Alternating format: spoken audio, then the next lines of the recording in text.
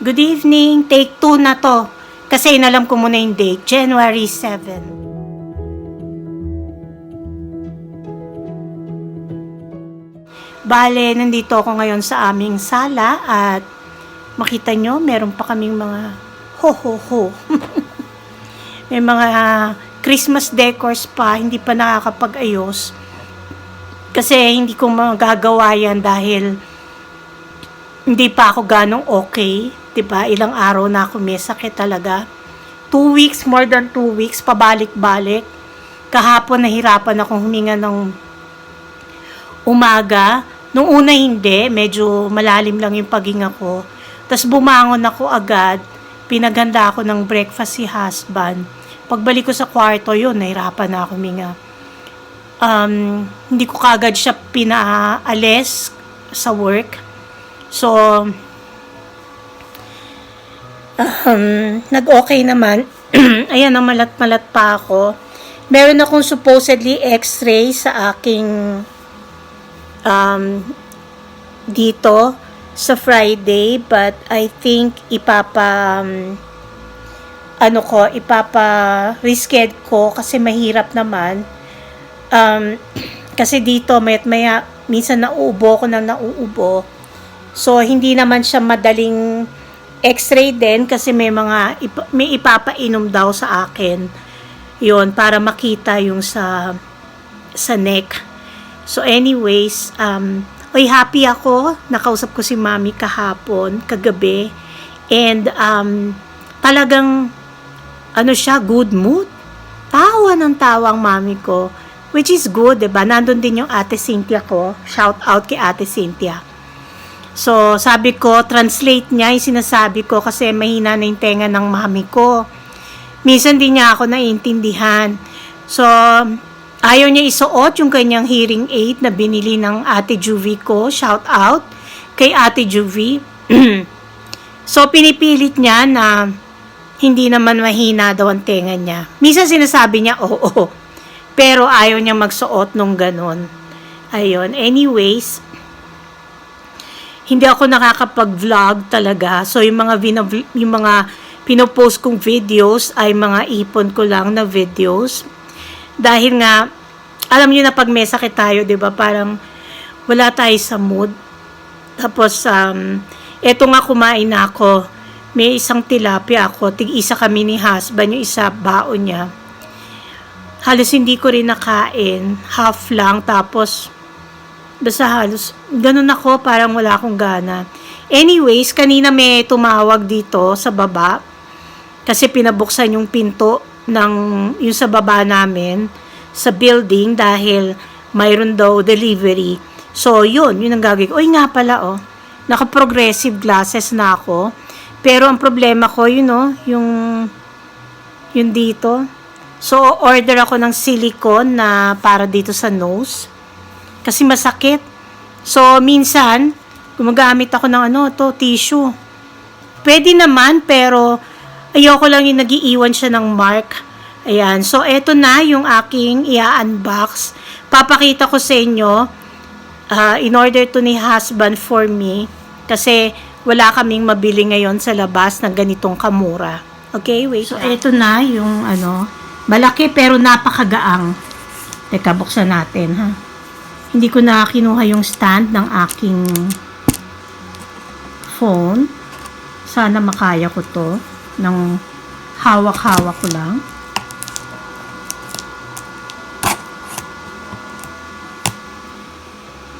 Paano ba?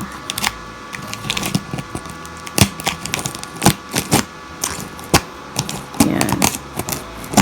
Sana tama pala yung sinabi. Kasi hindi ko naman alam. From UPS to eh. Feel ko lang na ito yung in-order ni husband para sa akin. Meron nga akong suka, Parang dry na yung suka, nakakainis. Yan. Ito na nga. Yan. Teka. Kaya lang limit ang pwede mong orderin. 5 lang, 5 boxes. So, order na lang ako ulit. Kasi bahala ko siya ibenta. Kasi ang mahal kaya sa labas na nito, Ganitong brand yung ginagamit ko. This is yan. Face mask. Ito nyo, 50 pieces, ha? 50 pieces siya. Parang 5 plus yata o 5 each. So, ang limit niya is 5 boxes. So, ang balak ko ay bumili ulit ako. Tapos, ibenta ko siya ng mga $10 per box. Kasi alam nyo, tumingin ako sa pharmacy dito. Maganda kasi itong quality nito. Ay, all black siya ha, hanggang sa likod. Tapos, makapal-kapal, which is good.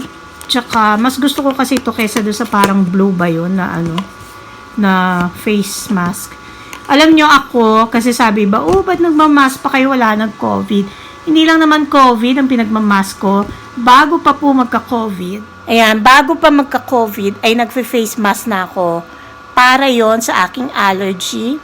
Tapos, hindi ako pwede yung direct na masisinghot ko ba or direkta sa ilong ko ang very hot na ano, na parang sobrang init, hindi ako makahinga. Sobrang lamig, hindi rin pwede.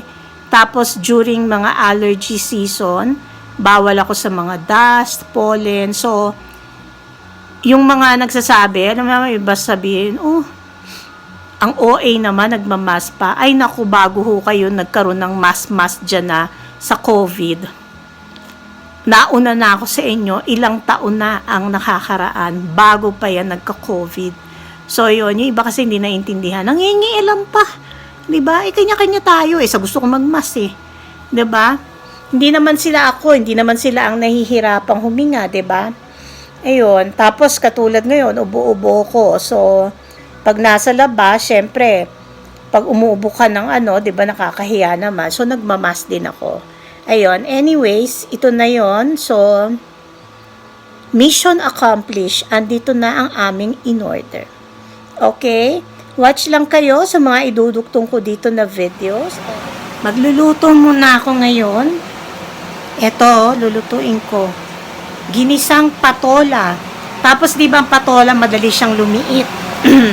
So, dadagdagan ko ng bok choy kasi meron naman kaming bok choy. Tapos, eto, nagigisa na. Ito, nagigisa na ako ng bawang sibuyas. Meron ako ditong kamatis, 2 medium na kamatis to kasi ano na siya hinog na. Yung isa okay pa naman. So, teka, i-add na natin ang kamatis.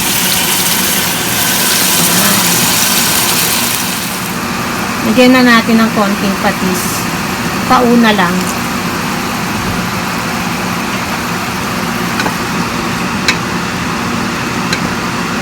And then, may ground pork ako. Madaming ground pork.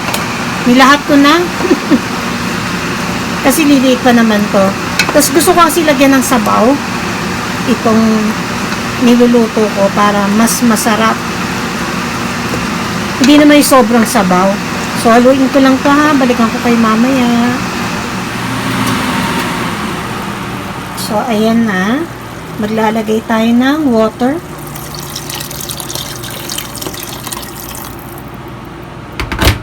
Pakuluin lang, tapos ilagay na ito.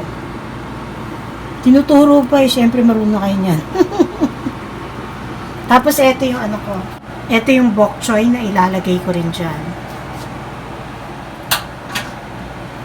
So, sige, pakuluin ko lang itong saglit. Tapos, pwede na kayong magano dito, timpla. Pwede kayong maglagay ng konting toyo. Pwede maglagay ng pork cubes. Chicken cube, bahala na kayo. Huwag naman beef cube kasi ito ay pork, okay? So, ayan, nilagay ko na yung upo. Tapos, lagyan natin ng paminta. Pwede ring magic sarap kaya ako hindi binabanggit ang magic sarap. Kasi medyo matagal nang walang magic sarap dito sa Canada. Ewan ko kung magkakaroon pa. So, balik kami sa mga cubes. So, ayan, pwede nang ilagay. Unahin natin yung ito yung parang stem. Kasi mas matigas siya. Pero patapos na yan, konting kulo lang. Papatayin na natin yung heat para yung heat na lang niya ang tutuloy na magluto ng ng mga greens. Ay, ba't kaya tinuturo pa niya to?